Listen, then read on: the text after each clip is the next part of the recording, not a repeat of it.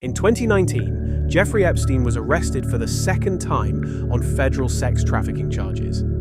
He was facing up to 45 years in prison. He had powerful connections, dozens of identified victims, and a mountain of evidence stacked against him. 6 weeks after his arrest, he was found dead in his cell at one of the most secure federal detention facilities in the United States. The official ruling was suicide. Not everyone believes that. And the files that have since been released have raised more questions than they have answered. Jeffrey Epstein owned a Manhattan townhouse that was one of the largest private residences in New York City. He owned a ranch in New Mexico.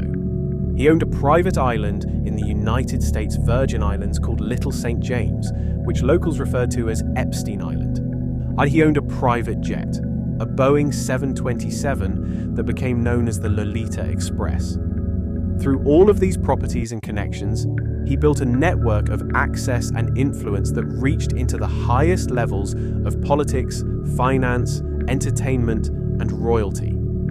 The flight logs of the Lolita Express, which were among the documents released as part of the Epstein files, recorded the names of passengers who flew on the aircraft over the years.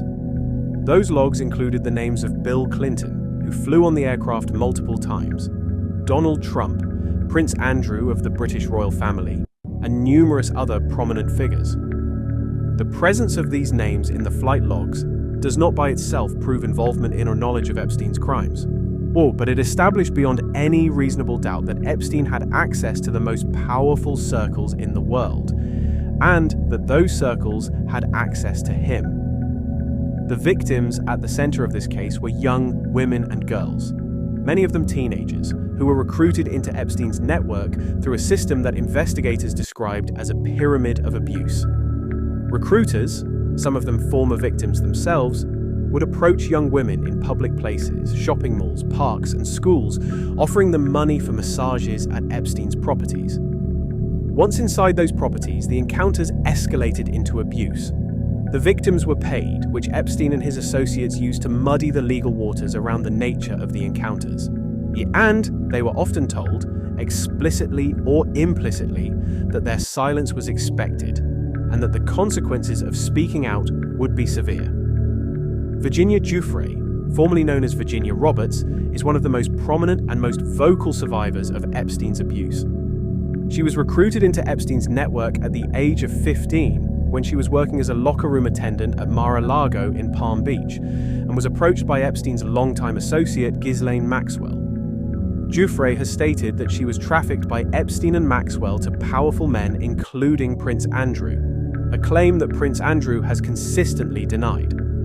She filed a civil lawsuit against Prince Andrew in 2021. The case was settled out of court in 2022 for an undisclosed sum. Prince Andrew did not admit liability.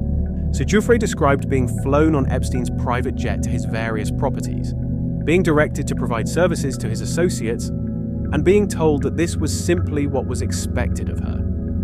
She described Ghislaine Maxwell as central to the entire operation, recruiting girls, training them, and managing the logistics of Epstein's network with a level of organization and deliberateness that made Maxwell not simply an accomplice, but an architect of the entire system. Ghislaine Maxwell, the daughter of British media mogul Robert Maxwell, was Epstein's closest associate and longtime companion. She was arrested in July 2020 in Bradford, New Hampshire, after months of evading authorities following Epstein's death. Her trial began in November 2021 and concluded in December 2021. She was convicted on 5 of 6 counts, including sex trafficking of a minor and conspiracy to commit sex trafficking. On June 28, 2022, she was sentenced to 20 years in federal prison. She has maintained throughout her legal proceedings that she was herself a victim of Epstein's manipulation, and that she had no knowledge of the full extent of what he was doing. The survivors who testified during Maxwell's trial did so under pseudonyms to protect their identities. Their accounts were consistent and detailed.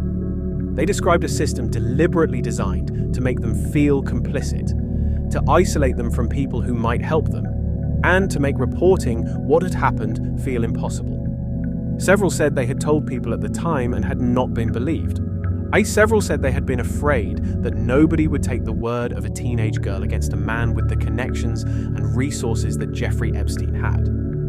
Jeffrey Epstein was first arrested in 2006 after Palm Beach police received a complaint from the mother of a 14-year-old girl who had been recruited to give Epstein a massage at his Palm Beach mansion. The investigation that followed identified dozens of potential victims.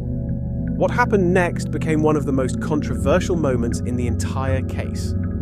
In 2008, Epstein entered into a non-prosecution agreement with federal prosecutors in Florida, a deal signed off on by the then United States Attorney for the Southern District of Florida, Alexander Acosta.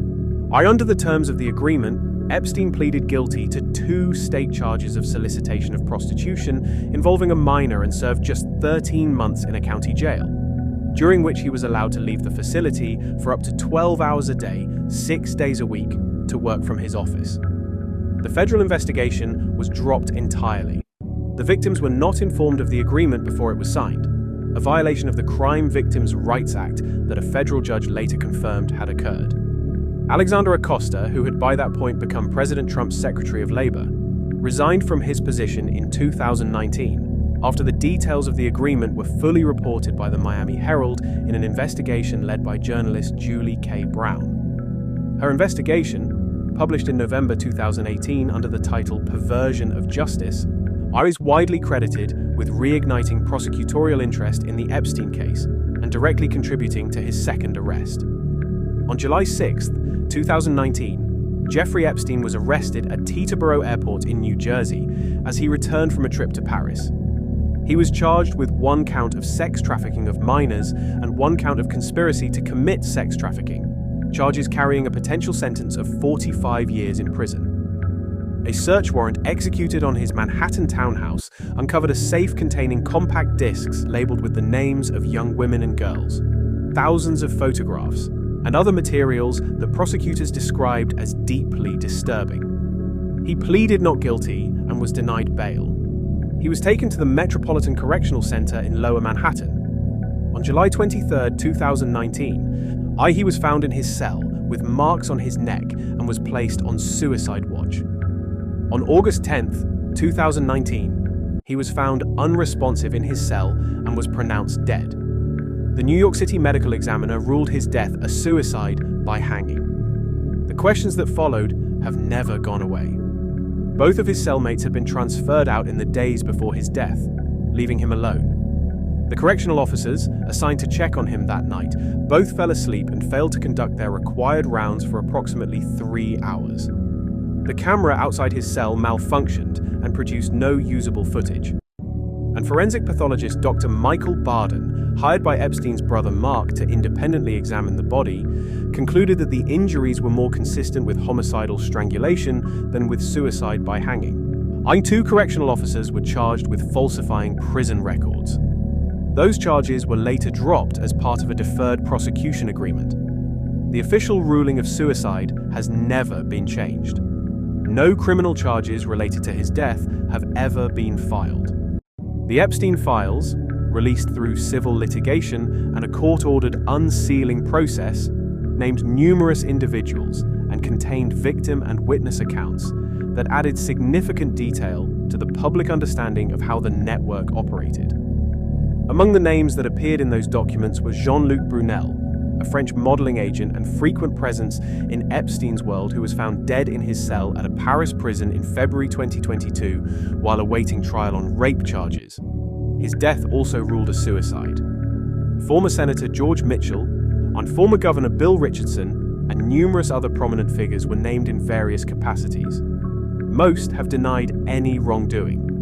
None have been criminally charged. Epstein died before his trial.